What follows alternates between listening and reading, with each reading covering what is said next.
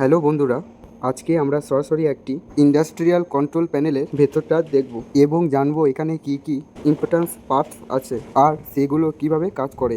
যারা ইলেকট্রিক্যাল লাইনে কাজ করছেন বা শিখছেন তাদের জন্য আজকের এই ভিডিওটা খুবই কাজের হতে চলেছে। তো চলুন দেরি না করে প্যানেলের মেন পার্টসগুলো দেখে নেওয়া যাক। এটি হলো একটা ইমন্ট্রন এসি ড্যাপ বা বিএফডি। এটি আমাদের মোটরের স্পিড এবং আরপিএম নিখুঁতভাবে কন্ট্রোল করে।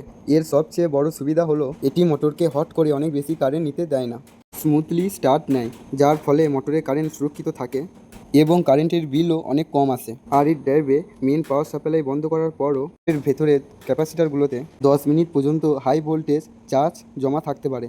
তাই সুরক্ষার জন্য পাওয়ার অফ করার সাথে সাথেই এতে হাত দেওয়া যাবে না। এবার বন্ধুরা, এই ডিভাইসটি হলো গুপ্তা ইঞ্জিনিয়ারিং এর একটি 22 কিলোওয়াট 50 অ্যাম্পিয়ার ইনপুট চকি।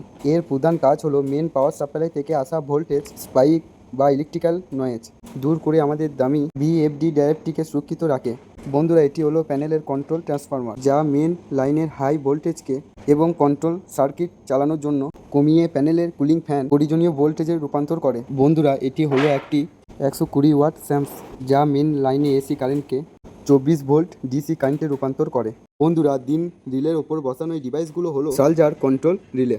এদের কাজ হলো পিএলসি বা কন্ট্রোল সার্কিট থেকে আসা কম পাওয়ারের সিগন্যাল নিয়ে হাই পাওয়ারের সার্কিট বা ডিভাইসগুলোকে অন অফ করে এবং সিস্টেমকে সেভ রাখে। এটি হলো প্যানেলের ফিউজ হোল্ডার। এর ভেতরে থাকা কন্ট্রোল ফিউজগুলো সার্কিটের কোনো কারণে ওভার কারেন্ট বা শর্ট সার্কিট হলে নিজের কেটে গিয়ে ভেতরের দামি কন্ট্রোল ডিভাইসগুলোকে সুরক্ষিত রাখে।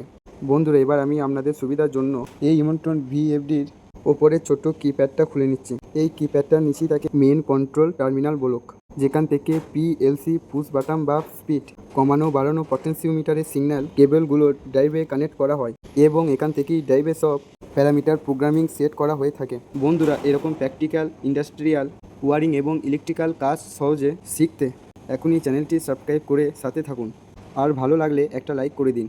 তো বন্ধুরা, এই হলো আমাদের কমপ্লিট সেটআপ, যেখানে একটা মাত্র প্যানেল দিয়ে পুরো মেশিন আর মোটরকে পারফেক্টলি অপারেট করা হচ্ছে। এই প্যানেলটি মূলত আমাদের মোটরের ব্রেন হিসাবে কাজ করে, যা মোটরের স্পিড কন্ট্রোল করার পাশাপাশি যে কোনো ওভারলোড বা ফল্ট থেকে মোটরটিকে পুরোপুরি সুরক্ষিত রাখে। এই প্যানেলটির মূলত স্পিনিং মেশিন এবং এর মোটরটিকে সম্পূর্ণ অটোমেটিকভাবে কন্ট্রোল করছে, যা সুতো তৈরির এই পুরো প্রসেসটাকে একদম নিখুঁত আর স্মুথ রাখে। আজকের মতো এই পর্যন্তই ছিল বন্ধুরা। সবাই ভালো থাকবেন, সুস্থ থাকবেন। দেখা হবে পরের কোনো ইন্টারেস্টিং ভিডিওতে। ধন্যবাদ।